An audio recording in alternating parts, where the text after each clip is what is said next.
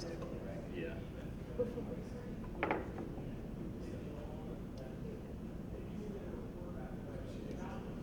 Oh, nice. Yes.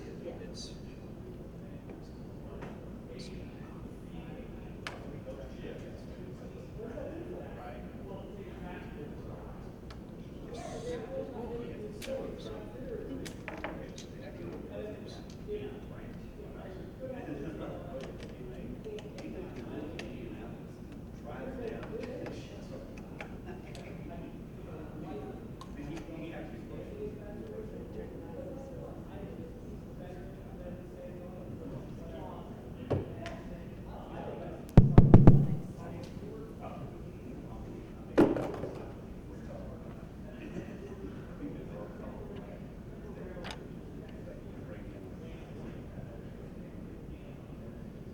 Alrighty, folks, we'll go ahead and get started here with our 1 o'clock session. Some more people might trickle in as folks finish up lunch. But this session is about building your brand. And we have 3 of our state sportscasters of the year with us. Representing Montana, Zach Mackey, headed to Blacksburg, Virginia soon as the new radio play-by-play voice of Virginia Tech Hokies men's basketball. We also have the Kentucky Sportscaster of the Year from WAVE-TV, Kendrick Haskins, and the Rhode Island Sportscaster of the Year, Morey Hershgordon from Providence. So guys, I'll turn it over to you. Okay.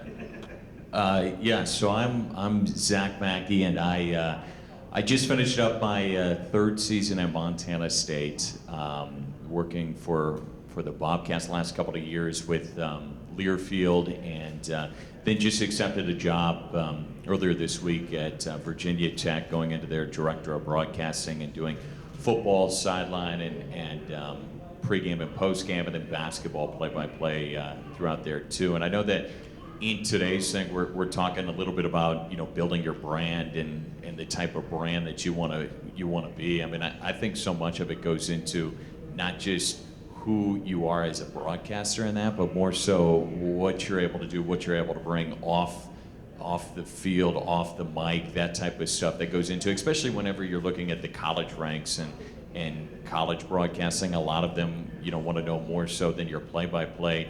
If you're able to interact with people, interact with donors and different things like that, I think that's an element that a lot of people don't always think about whenever they're thinking about building a brand and trying to get yourself together as an all-around, not just broadcaster, but kind of person too, on that element of it. But yeah, it's one of those things that's always changing, always evolving, and I think that you're just always trying to put your best foot forward, not just as a broadcaster, but just as a person too, to be able to get those opportunities and to be able to build yourself as a brand and not just so much a sports reporter or a sports broadcaster, whatever it is in those different elements. Totally agree. I'm weekend sports anchor in Louisville, Kentucky at Wave, and it kind of goes back to the symposium I did yesterday about social media, because right now that's the best and easiest way to build your brand, because you reach so many more people through social media. And it's also can be a pitfall. It can be a good thing, it can be a bad thing. You just kind of watch what you're doing. I say the best way to build your brand is to build it around your own personality. Just be who you are. It's kind of like what Ernie Johnson said in his symposium a little bit earlier. He was like, don't be who you think the news director wants you to be. Just be you. And basically you build your brand from that, and you know yourself. I mean, if you're straight laced and real serious, you're more of a serious. If you're kind of like me, who's kind of a goofball, and you go with it. But really, I just think you just know yourself, knowing and being comfortable yourself, being comfortable within your own skin, and then just going from there. No, for sure, and I echo both of what these guys said up here. My name is Morey Hershgordon, starting my 5th year in Providence, the sports director at the CBS and Fox affiliate there. So we get to cover the Boston local teams, and we have some college basketball in the area. College football is not too big up north, not to the extent of what these guys have covered here, but we also cover high school sports as well. And I think the biggest thing for me when I think about building your brand is that it's an everyday, every second thing that you have to keep top of mind. You think about social media. it's every time you put something out there, is this the best representation of myself? Because now everything that you put out there is going to be out there forever. So, we see a lot of times in our business, people make mistakes, people, say the wrong things, and you can get burned. You have one opportunity to really make it in this business, and we work our tails off year round, and everybody here does, in order to get that break, to get that next opportunity to move up the ladder. So just keeping in mind, it's appearance, it's when you're out in the supermarket, it's treating everybody with the same amount of respect. I tell all my people in our department, like, we have the least important job. We're on the air. We need producers, we need directors, we need audio people to make us look good. We're nothing without them. So it embodies respect, and it just embodies an everyday approach of being the best version of yourself in order to have the most respect and give the most, so that you can be the best version of yourself.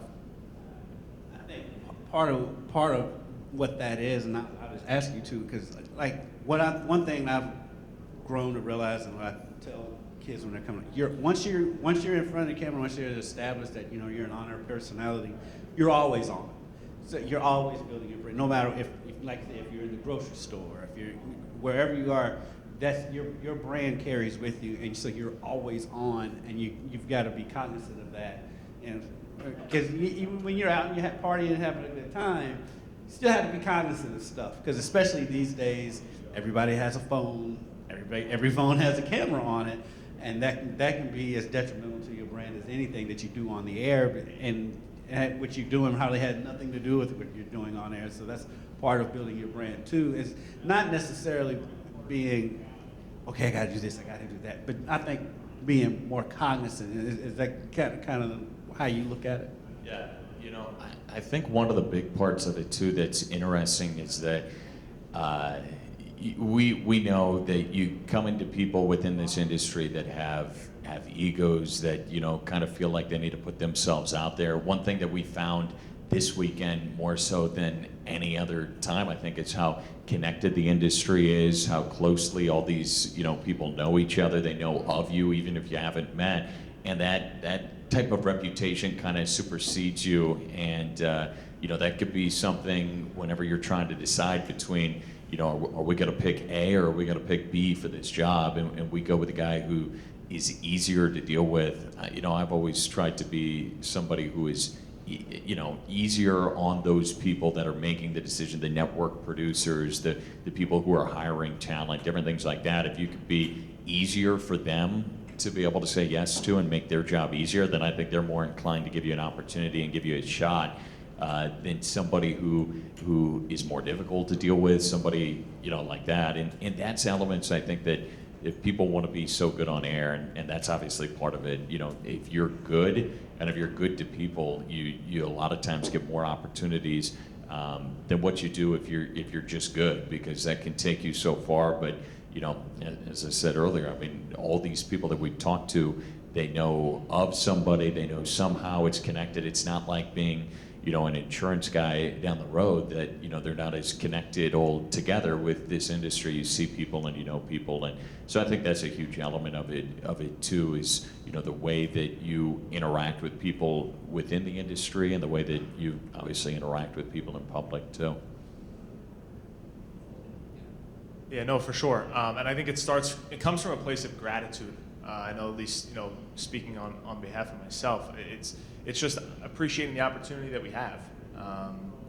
ACC and ACC, and get to cover a Big East program, on a daily basis. And it's just, you pinch yourself every day when you have the opportunity to be around, for example, the Providence men's basketball coach is the AP Coach of the Year.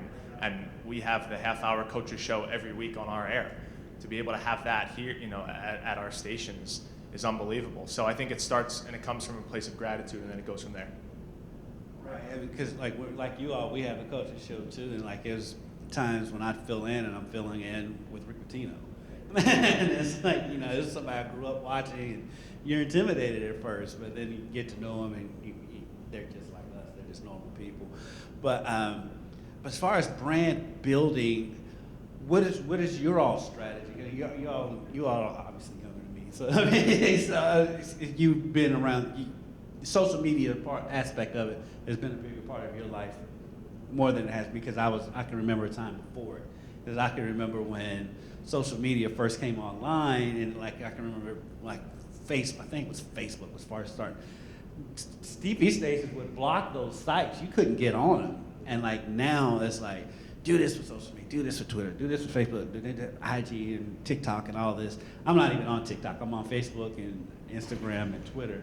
So how do you all navigate that stuff? Especially because you've been in it. It's been around you as long as probably most of your adult life. Yeah, sure. So I have a little acronym that I sort of live by in terms of this. We're always in a race with ourselves. We're always competing with ourselves. We're always comparing one another. Hey, this guy just got this big job. I can't wait till that. So the acronym is RACE, and each letter obviously stands for something else. And the first thing with me, and to bring it back to the building the brand, is reputation. It starts with that. You have to be able to stand on your 2 feet and have a reputation and be a trusted source for news and information. Because if nobody trusts you and nobody believes what you say, from there, you're never going to accomplish anything. So it starts with reputation is my R. The A is your audience. You have to know why people are going to tune in. You have to understand, why they're tuning in, who they're tuning in for.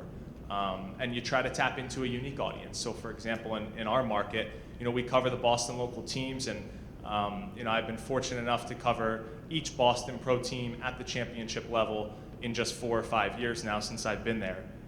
But I know you're not watching Providence local news for the Boston Red Sox. And if you are, you're not a diehard fan. So what's unique to our market? What's authentic to our market? The college basketball scene, Providence College, URI. Bryant had the leading scorer in the nation this year, Peter Kiss, who's known for a lot more than just scoring the basketball. And we also have Brown University. So tapping into that audience. So it starts with your reputation. That's on a daily basis, like we've touched on, and then it's your audience. And then the C for me is consistency. It has to be a daily approach. You don't have to live and breathe, TikTok and Instagram and Twitter and think you're putting out all the best content every single day, but you have to, have some type of consistent approach on the air and on social media so that people know you're always informed and you're always in the know and you're always putting stuff out there, whether it's your opinion or whether it's more fact-based content. And then the E is just execution. Come up with a plan and execute it. Understand what your approach is going to be, and then put it into play and let it rip, right? Be yourself. Don't hold back. And then I think when you are yourself, you'll come across much more genuine. And then that's when your following really starts to build, because people can connect to you, and people want people that they can connect to and say, oh, I do that in my life. I like this guy because he does X, Y, and Z, and I can relate to that. So race for me is just reputation, audience, consistency, and then execution.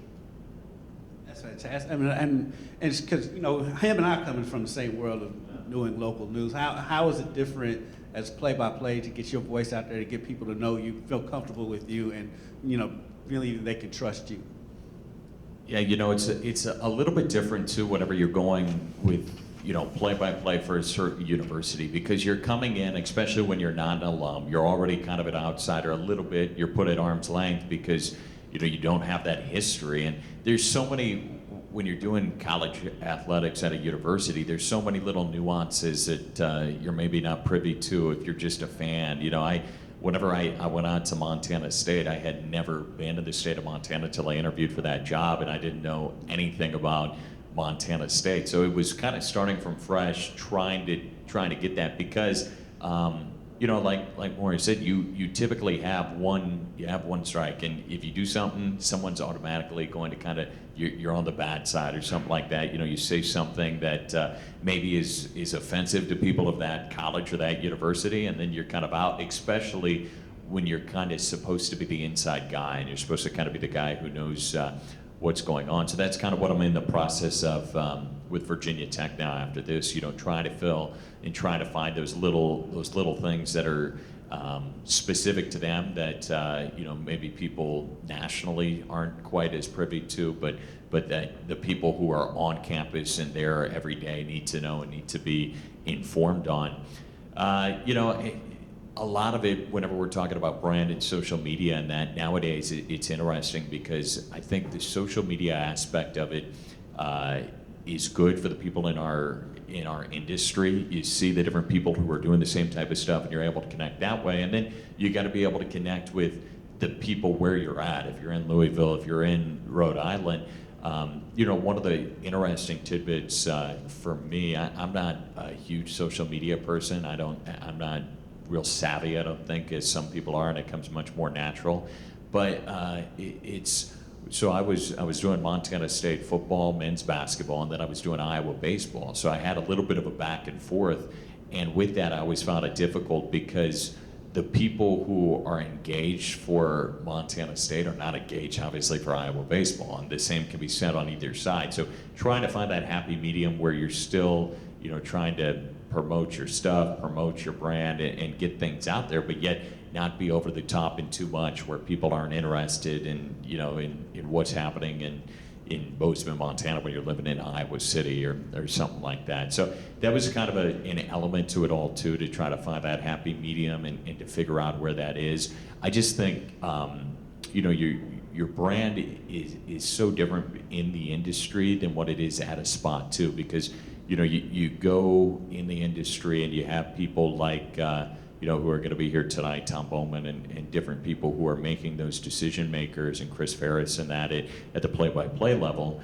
and you have a brand to them, what they perceive you as that, and then you have to have almost who you're perceived in the community, in the university, within the athletic department, kind of how you're perceived on that element of it too, and they want in the play-by-play role, they want to see somebody who is waving the colors, and 100% behind that team. And play-by-play has continued to change and evolve. I think it's basically an extension of the marketing department nowadays at those colleges and those universities. But you want to make sure that you're honest and you're fair, but yet your first priority comes to that school and that organization and those athletic teams to make sure that you're able to showcase the good within those specific schools. And you're talking about it's towing that line, especially and where I'm at in Louisville, Kentucky. So Louisville and Kentucky is their arch rivals through and through. It's 24 hours, 7 days. It's always. So you have to watch everything you say, because I'm based in Louisville. I've got more access to Louisville stuff. I mean, the campus is literally on the same street that our station is on, and so you have. So I am cognizant of don't tweet too. Try to balance it out between how much I'm tweeting about each school, and and from the way I look at it though, when a Louisville fan tells me, "Oh, you're a Kentucky fan," or a Kentucky fan tells me, "Oh, I'm a Louisville fan," that means I'm doing my job. But there is that constantly towing the line, like you were talking about, is trying to be engaging as far as what's going to interest this crowd and what's going to interest that crowd. Without those two crowds, you're doing too much on that side. What I found though, what gets me the most engagement on social media is really not even so much stories on those two. It's the human interest stories that you'll do on a kid. Like we have a women's professional football team that's been playing in the city for over a decade, and I did a story on them last week, and it's still people come to me, I didn't know we had a women's football team. And so it's those stories, like the owner of the team is also the center. But it's like stuff like that, getting out and getting those kinds of stories. While they build your brand too, but it's also telling those stories, and I think people start to trust you and start to want to come to you when they want to get their story out. And I'm guessing it's probably the same way for you. You probably don't have to deal with the crazy rivalry stuff as much as I do, but it's like being able to tell people stories that builds your brand more. I think more than just the regular everyday mundane covering press conferences. Kenny Payne said this, John Calipari said that. As more as the kid playing baseball somewhere that's just now starting to get traction and things like that. Yeah, no doubt. I think that's the best part about local television is, we're going to have the highlights every night. We're going to have Yankees, we're going to have Red Sox, and so on and so forth this time of year. But, one of the stories that comes to the top of my head, and he got a lot of coverage this year in being Ed Cooley and taking PC to the Sweet 16 for the first time since 1997, he grew up homeless 3 miles from the Dunkin' Donuts Center where Providence plays its home games.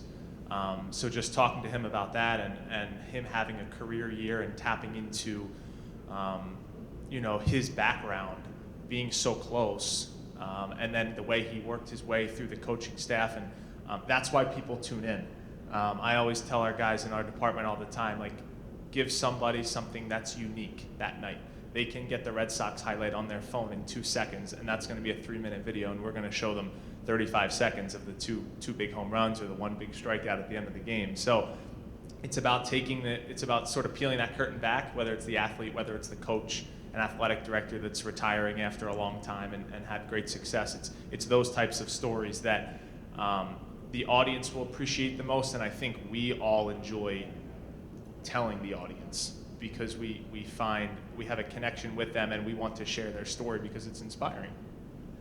One of the things, and you talked about that too as a play-by-play guy, is like being able to establish those relationships in the locker room, because that's when you establish those relationships with those athletes. That's one of the things that honestly kind of irritated me about the last regime at Wolf. They denied all of our locker room access, and I'm like, well, that's how I'm able to tell stories about like Russ Smith being big into Mortal Kombat. Because he told me that in the locker room after a game. So now they're just up on the podium, so you don't get to see that. But as a play-by-play guy, I would imagine you do get to get those one-on-one interviews with those guys, after the games a lot of times. So sometimes you get to establish that relationship, which I think is one of those ways. Another way you can establish your brand, because you know more, you want more access, you have more knowledge about this player, and they trust you. And if that guy trusts you, then the viewer or the listener probably trusts you a little bit more too, because you have that knowledge. Yeah, the funny thing about that, I think part of your brand too is about the brand that the coaches perceive you and how the people in athletics perceive you.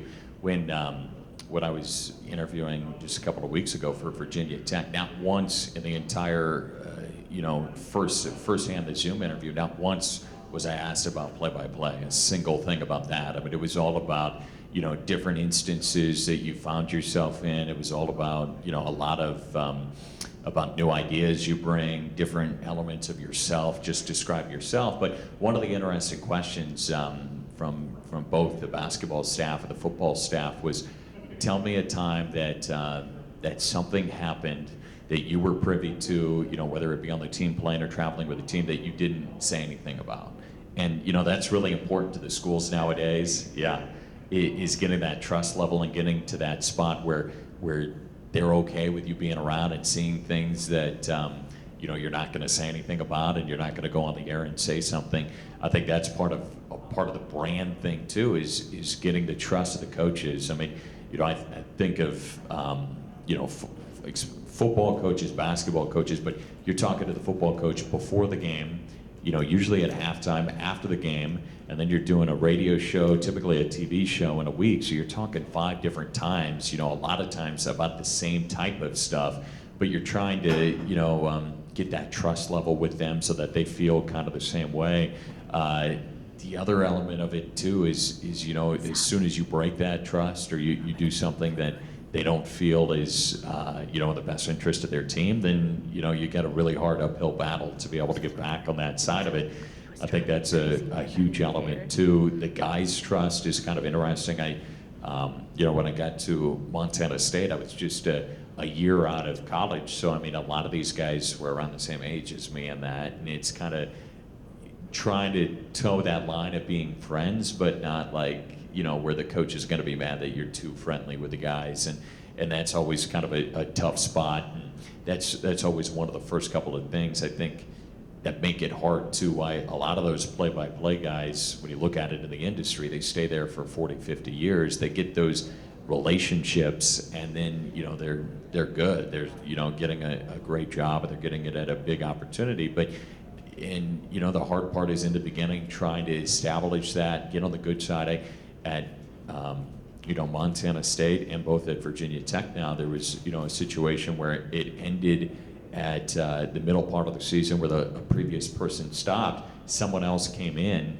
I always think that's a really tough opportunity to come in the middle of a season and try to establish that trust. And both times it's been really difficult for that person, to come in and get the trust of the coach, and really ultimately the decision makers, in the play-by-play field. They're going to first off go off who the coach likes. I mean, that's if they don't like it, then you're out the door right away. And that's part of it too, is trying to establish that trust back and forth with the coach, and that makes it easier then on the decision makers if they know they're not going to have to worry about that. And a part of that is that they can trust you, and that they know that if you see something behind the scenes or something, you're not going to go and report on it or say something off the cuff to somebody. At Louisville and Kentucky, the play-by-play guys have been there forever. Paul Rogers has been at Louisville forever, and then R.I.P. to Mike Pratt just passed away with Kentucky. But that's one of those professions. It's hard because guys will get there and they stay there. And it's a very hard profession to get into. We have the same thing here because my sports director and myself have both been at Wave for over 20 years. So it's hard to get in and out of that market. But I wanted to ask you too, because one of the things that's hard is with breaking news.